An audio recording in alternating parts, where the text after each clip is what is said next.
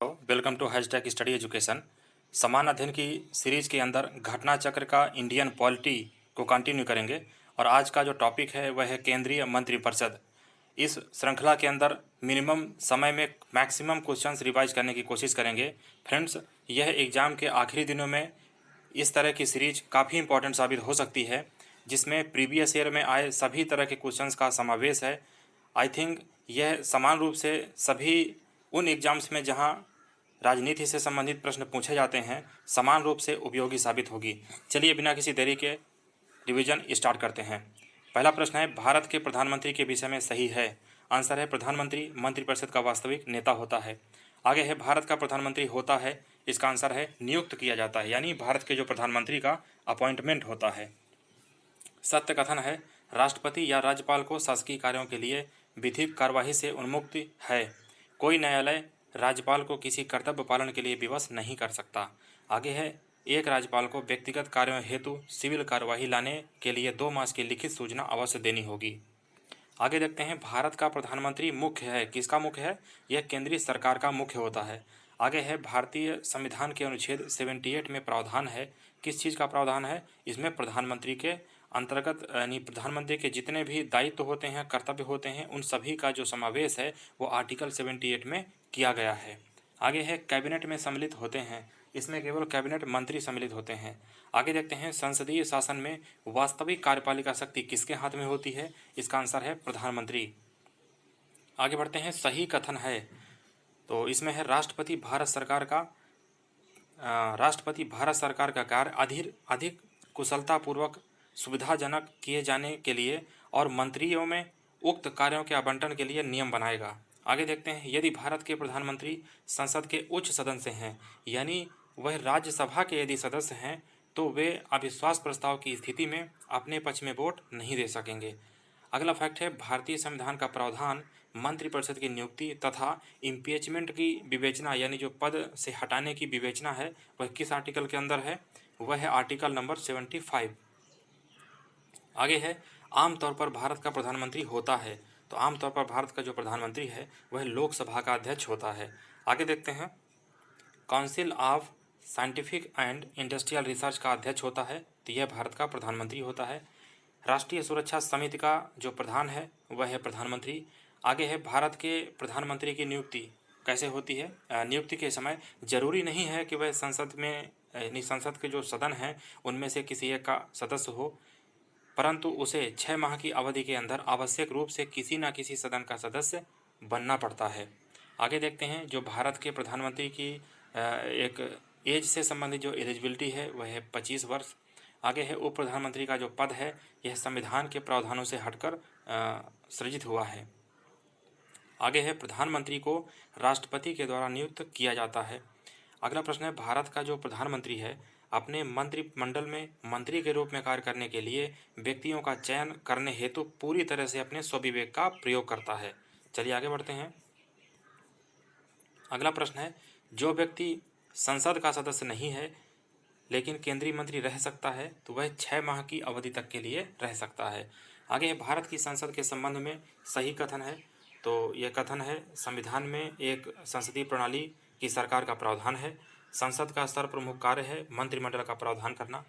और आगे है, मंत्रिमंडल को लोकप्रिय सदन में बहुमत का विश्वास प्राप्त रहना चाहिए। आगे देखते हैं, मंत्रिपरिषद सामूहिक रूप से उत्तरदायी होती है। तो यह सामूहिक रूप से लोकसभा के प्रति उत्तरदायी होती है एक संवैधानिक बाध्यता के अंतर्गत, और ये जो आर्टिकल है आर्टिकल 75(3) के अनुसार है। आगे देखते हैं, केंद्रीय मंत्रिपरिषद के त्यागपत्र देने के उपरांत सही स्थिति क्या हो सकती है? इसमें है, राष्ट्रपति वैकल्पिक व्यवस्था बनने तक उन्हें बने रहने के लिए कहेंगे, और यानी जो एग्जिस्टिंग सिस्टम है उसको बने रहने के लिए कहेंगे। और वैकल्पिक व्यवस्था से अभिप्राय है कि यथासंभव जितनी जल्दी पॉसिबल हो सके आम चुनाव कराया जाए। अपदस्थ मंत्रिपरिषद अपने पद पर नई सरकार बनने तक पदभार का निर्वहन एज इट इज करते रहेंगे। आगे देखते हैं, सही कथन क्या है? सही कथन है, संघीय मंत्री भारत के राष्ट्रपति के प्रसाद पर्यंत पद धारण करेंगे। विधि निर्माण हेतु प्रस्ताव के बारे में प्रधानमंत्री राष्ट्रपति को सूचित करेंगे। आगे है, भारत के संविधान में तो स्पष्ट उल्लेख नहीं है, लेकिन एक प्रैक्टिस के रूप में इसका पालन किया जाता है। तो ये कौन सी प्रैक्टिस है जिसको एक परिपाटी की तरह कंटिन्यूएशन में रखा जा रहा है? तो यह है, प्रधानमंत्री यदि निम्न सदन में बहुमत खो दे तो उसे त्यागपत्र देना पड़ेगा। यानी प्रधानमंत्री यदि लोकसभा में बहुमत खो देता है तो उसे अपने पद से इस्तीफा देना पड़ता है। आगे है, भारत में मंत्रिपरिषद रख सकती है। तो भारत में मंत्रिपरिषद विश्वास प्रस्ताव रख सकती है। अगला फैक्ट है, बहुमत से अविश्वास प्रस्ताव पास होने पर मंत्रिपरिषद को त्यागपत्र देना पड़ता है। तो मंत्रिपरिषद को त्यागपत्र कहाँ से देना पड़ता है? यह लोकसभा के सदस्यों द्वारा देना पड़ता है। आगे है, अपना त्यागपत्र देने के बाद भारत में एक मंत्री को अपने त्यागपत्र के विषय में लोकसभा में व्यक्तिगत वक्तव्य देने के लिए अनुमति की आवश्यकता होती है। तो इसमें किसकी अनुमति की आवश्यकता होती है? इसमें लोकसभा के जो स्पीकर हैं उनके अनुमति की आवश्यकता पड़ती है। आगे है, लोकसभा में मंत्रिपरिषद के विरुद्ध अविश्वास का प्रस्ताव पारित करने हेतु जो न्यूनतम सदस्य संख्या है वह कितनी होनी चाहिए? तो यह सदस्य संख्या 50 है। आगे देखते हैं, भारत में अविश्वास प्रस्ताव के विषय में सही कथन कौन से हैं? भारत के संविधान में किसी अविश्वास प्रस्ताव का कोई उल्लेख नहीं है। अविश्वास प्रस्ताव केवल लोकसभा में ही पुनर्स्थापित किया जा सकता है। अगला प्रश्न है, जो लाभ का पद है उसका जो डिसीजन है, वो निर्धारण है, वो कौन करेगा? तो यह संघीय संसद का विषय है और संघीय संसद लाभ के पद का निर्धारण करती है। चलिए आगे बढ़ते हैं। अगला प्रश्न है, भारतीय राजनीतिक व्यवस्था में कार्यपालिका यानी किसके अधीन रहकर कार्य करती है? तो कार्यपालिका विधायिका के अधीन रहकर कार्य करती है। आगे है, उत्तर प्रदेश का नेता नेहरू की कैबिनेट में पहले गृह मंत्री और बाद में रक्षा मंत्री बने थे। तो यह कौन है? यह है कैलाश नाथ काटजू। आगे देखते हैं, स्वतंत्र भारत के प्रथम वित्त मंत्री थे। तो ये इसका आंसर है, स्वतंत्र भारत के जो प्रथम वित्त मंत्री थे वह आर के खंडमुख चेट्टी थे। इन्होंने स्वतंत्र भारत का पहला केंद्रीय बजट 26 नवंबर 1947 को प्रस्तुत किया था और 1949 में उनके स्थान पर जॉन मथाई को वित्त मंत्री नियुक्त किया गया था। आगे देखते हैं, भारत में स्वतंत्रता के पश्चात प्रथम मंत्रिमंडल का कानून मंत्री किनको बनाया गया था? तो ये कानून मंत्री थे यानी लॉ मिनिस्टर उस समय के थे डॉक्टर भीमराव अंबेडकर। आगे है, भारत के संविधान में किस शब्द का उल्लेख नहीं है? तो जो बजट शब्द है तो भारत के कॉन्स्टिट्यूशन में कहीं भी इसका उल्लेख नहीं किया गया है। आगे है, भारत के 12वें प्रधानमंत्री कौन है? तो यह है देवगौड़ा। आगे देखते हैं, सही सुमेलित इस तरह से है, इसमें से भारत के जो 12वें प्रधानमंत्री बताए गए हैं देवगौड़ा। फ्रेंड्स कमेंट करके बताइए कि जो वर्तमान में प्रधानमंत्री हैं श्री नरेंद्र मोदी, यह उनका कौन सा नंबर का कार्यकाल है? आगे देखते हैं, ये कुछ सुमेलित इस प्रकार दिए गए हैं। विश्वनाथ प्रताप सिंह, ये 2 दिसंबर 1989 से 10 नवंबर 1990 तक हैं। चंद्रशेखर, ये 1990 से 1991 तक हैं। HD देवगौड़ा 1 जून 1996 से 21 अप्रैल 1997 तक हैं। इंद्र कुमार गुजराल 21 अप्रैल 1997 से 18 मार्च 1998 तक हैं। और अटल बिहारी वाजपेयी 19 मार्च 1998 से 22 मई 2004 तक रहे हैं। और यहाँ पर एक इम्पॉर्टेंट नोट है कि अटल बिहारी जो वाजपेयी का प्रधानमंत्री पद है इस प्रकार से है, 16 मई 1996 से 1 जून 1996 तक रहा है।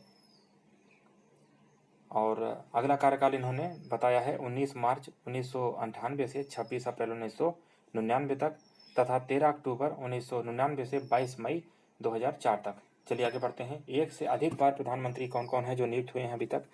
तो इसमें है जवाहरलाल नेहरू, इंदिरा गांधी, गुलजारी लाल नंदा, अटल बिहारी वाजपेयी और श्री नरेंद्र मोदी जी जो वर्तमान में हैं। और इसके अतिरिक्त जो इनसे पहले PM रह चुके हैं वह हैं मनमोहन सिंह। आगे देखते हैं, भारत के प्रधानमंत्री कौन हैं जिनके देश के बाहर मृत्यु हुई थी? तो इसका जवाब है लाल बहादुर शास्त्री। आगे, भारत के प्रधानमंत्री बनने से पूर्व किसी राज्य के मुख्यमंत्री नहीं थे, तो ये है चंद्रशेखर। आगे देखते हैं, भारत के प्रधानमंत्रियों में अपने कार्यकाल में संसद में कभी भी उपस्थित नहीं हुए, तो ये हैं चौधरी चरण सिंह। आगे है, संविधान में मंत्रिमंडल का शब्द एक ही बार प्रयोग में आया है, तो ये किस आर्टिकल के अंदर है? तो ये आर्टिकल नंबर है 352 यानी आर्टिकल 352 के अंदर। आगे देखते हैं, भारत के केंद्रीय मंत्री रहे हैं तो कौन कौन रहे हैं? BP सिंह है, R वेंकटरमण है, YB चौहान है और प्रणब मुखर्जी हैं।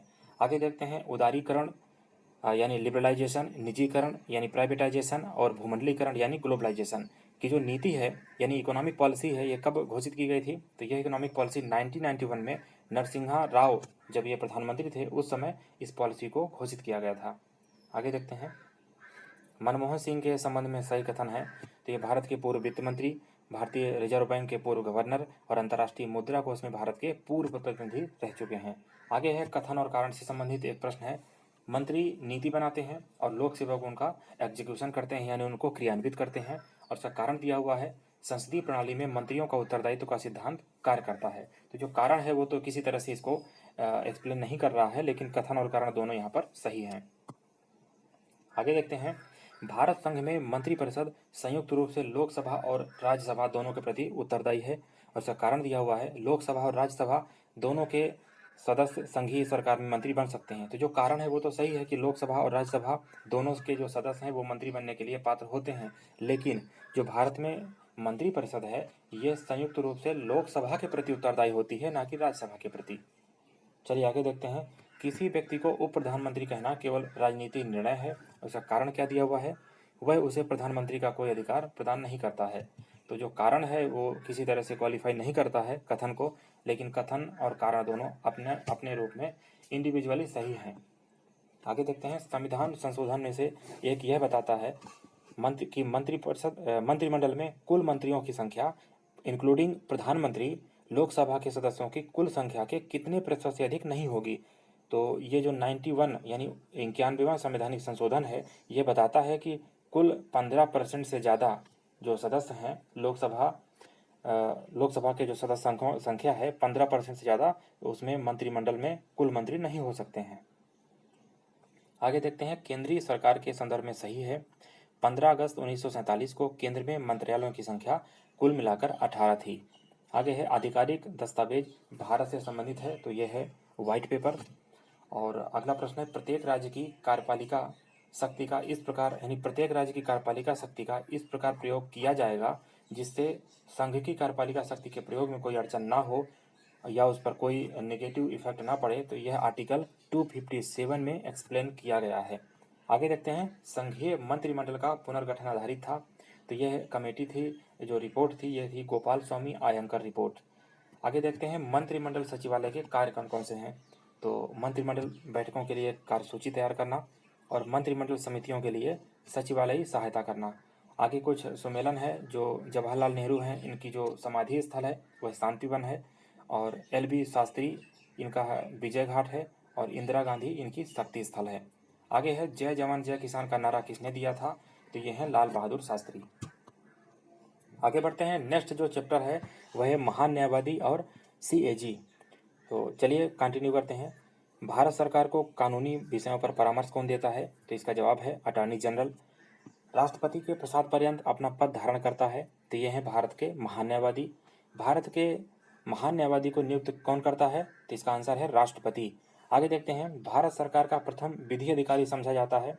तो यह महान न्यायवादी को समझा जाता है।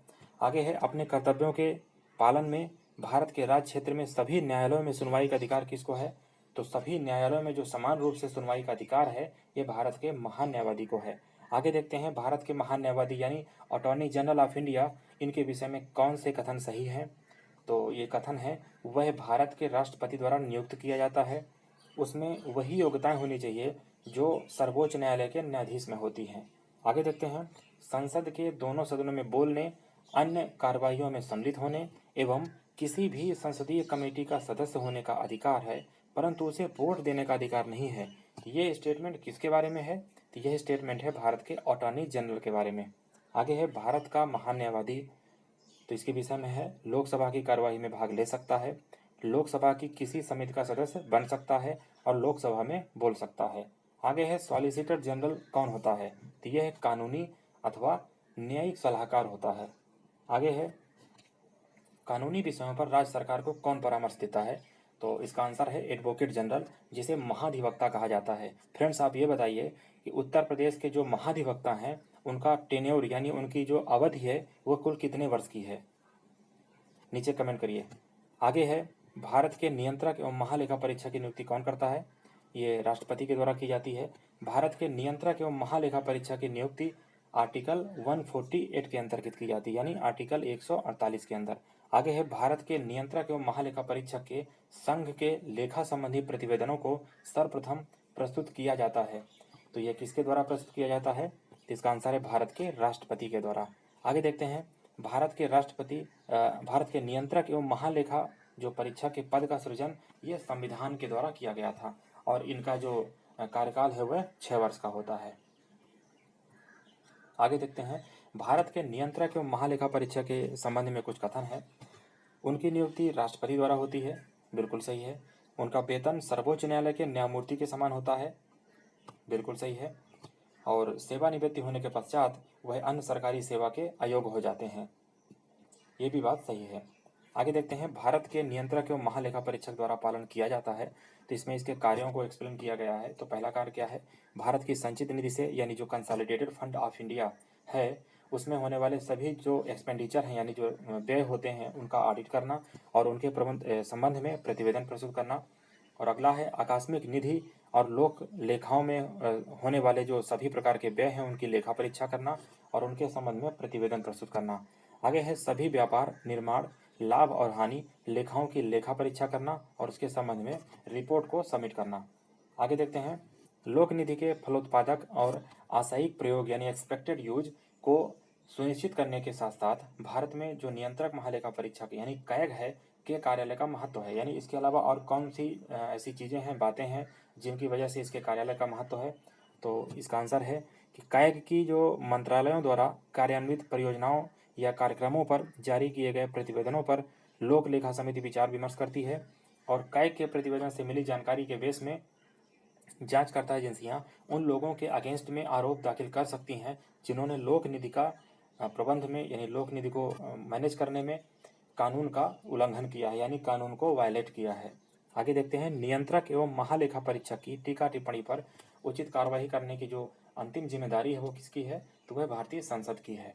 आगे है, संसद की लोक लेखा समिति के जो बैठकों में उपस्थित रहता है, तो ये कौन है? ये है भारत के नियंत्रक महालेखा परीक्षक। आगे देखते हैं, नियंत्रक एवं महालेखा परीक्षक की नियुक्ति राष्ट्रपति द्वारा होती है और अपने पद से उसे हटाया जाता है। कैसे? तो ये संसद के दोनों सदनों के संबोधन पर हटाया जा सकता है। आगे देखते हैं, भारत का नियंत्रक एवं महालेखा एक मित्र और मार्गदर्शक होता है। तो यह किसका मित्र और मार्गदर्शक है? यह लोक लेखा समिति यानी जो पब्लिक अकाउंट कमेटी है उसका यह मित्र और मार्गदर्शक होता है, यानी एक फ्रेंड और एक मेंटर के रूप में कार्य करता है। आगे देखते हैं, 1971 का जो संशोधन है, महालेखा नियंत्रक के कर्तव्य, शक्तियों और सेवा स्थिति, ये अधिनियम लेखांकन और लेखा परीक्षण को पृथक करता है और सीएजी की जो लेखों की तैयारी के उत्तरदायित्व से मुक्त करता है। तो ये संशोधन किया गया था, यह संशोधन हुआ था 1976 में, यानी 1976 में। आगे देखते हैं, लोक निधि यानी जो पब्लिक फंड है उसका अभिभावक कौन होता है? तो ये इसके अभिभावक जो गार्जियन की तरह कार्य करते हैं, यह है नियंत्रक एवं महालेखा परीक्षक। आगे है, लोक वित्त सरकार के वित्तीय क्रियाकलापों का अध्ययन है और इसके अतिरिक्त इसके अंतर्गत क्या आते हैं? सार्वजनिक खर्च का परीक्षण, सार्वजनिक राजस्व और वित्तीय प्रशासन। फ्रेंड्स, इस वीडियो में इतना ही, आगे इस सीरीज को कंटिन्यू करेंगे। Thank you very much.